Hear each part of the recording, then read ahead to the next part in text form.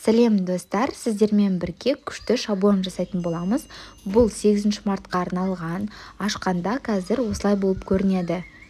Жасаған шаблондардың ішіндегі ең самый нежный шаблон деп ойлаймын.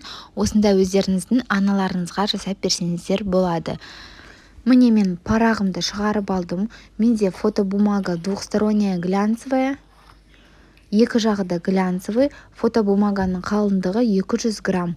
180-нен жоғары фотобумагаға шығара берсеңіз болады. 180, 190, 200, 220 сондай граммдық қағазға шығара берсеңіз болады. Құрал жабдықтарды қалай таңдау жайында менде видео бар, обязательно қараңыздар. Және де егер осы видео 200 лайк және де 100 комментарий жинайса, мен сіздерге осыны тегін беретін боламын. Мені бесплатный телеграм-каналымнан эскизін, дайын эскизін ала аласыздар. Сол үшін лайк, комментарий жазуды ұмытпаңыз, өйткені осы шаблонды лайк, комментарий үшін ала аласыз. Енді осыны қазір біз канцелярский ножымызды аламыз. Именно осыны канцелярский ножбен кесу керек, өйткені линиялары сізде прям ровно болу керек. Қайшымен кессеңіз қисық болып қалуы мүмкін. Сол үшін обязательно канцелярский ножбен. Мен сразу беговкасын жасап қойдым, жаңа қиып жатқанда. Беговканы канцелярский ножбен жасадым. 4 жерінен сызғышпен аккуратно өтіп шығасыз. Байқаңыз, бірақ қағазыңызды кесіп кетпеңіз. Енді қазір бұны майыстыратын боламыз. Майыстырамыз. Беговкадан кейін өте оңай майысады, көрдіңіз бе? Ал егер де беговка жасамасаңыз, қағазыңыз трудно, қиындау майысатын болады. Ал после беговки шаблоныңыз күшті майысады, және де формасына келеді.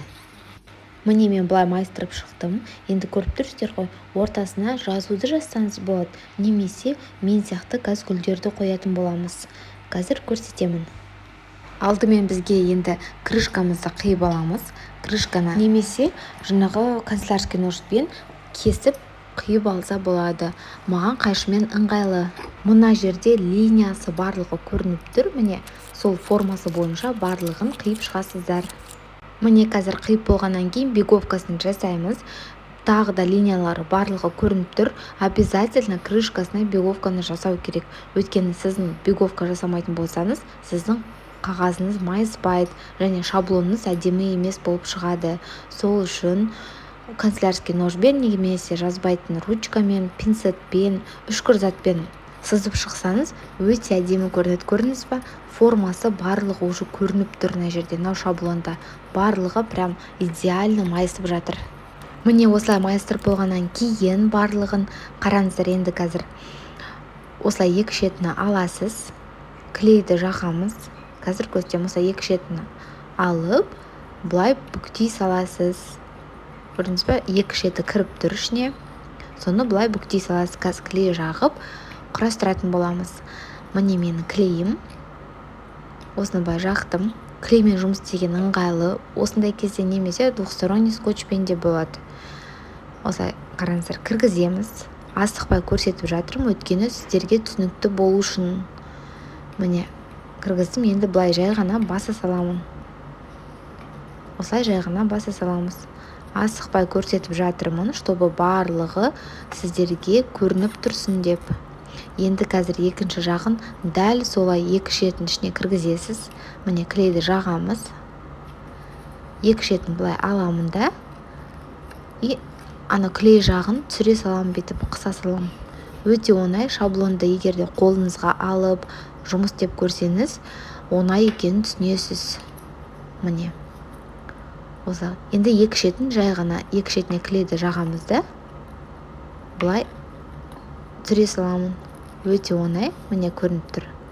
Бұл шаблонның сборкасы ең оңай шаблон, және де өте әдемі көрінеді, розовый цветті. Менің шаблондарым ішіндегі ең әдемі, ең нежный шаблонның түрі, өте әдемі көрінеді. Қараңыздар, ортасына енді осылай қойып қойса да болады. Ал қазір ортасына біз гүлдерді жабыстырамыз. Любой гүлдерді қойсаңыз болады.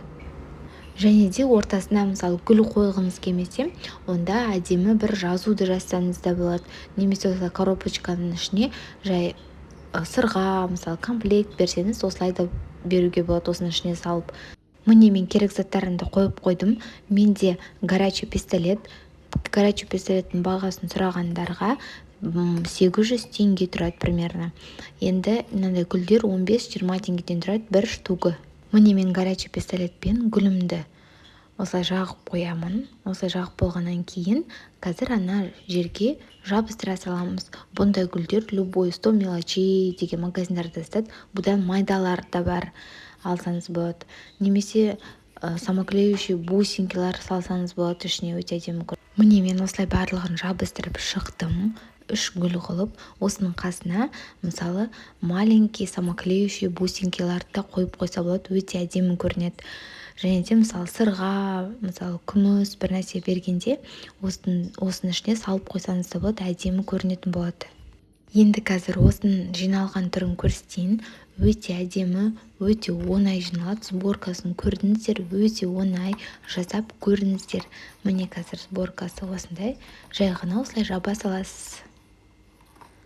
Барлығы дәл размеріне келіп тұр. Ештеңке ашылып кетпейді сізде. Ал міне осылай ашқанда жайқалып, прям күшті болып шығады. Міне енді көріп тұрғандарыңыздай менің шаблоным толықтай дайын. Осындай шаблонды мен жасай алсам, сіздер де жасай аласыздар.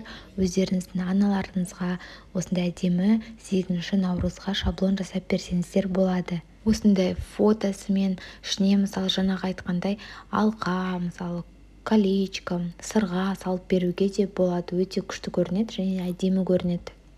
Енді осы шаблонның астында 100 комментарий және де 200 лайк жиналса, мен осы шаблонды сіздерге тегін беретін боламын. Бұл менің веб-каналымдағы шаблон, но егер де 200 лайк және де 100 комментарий жиналса, мен сіздерге осы шаблонды сыйлайтын боламын.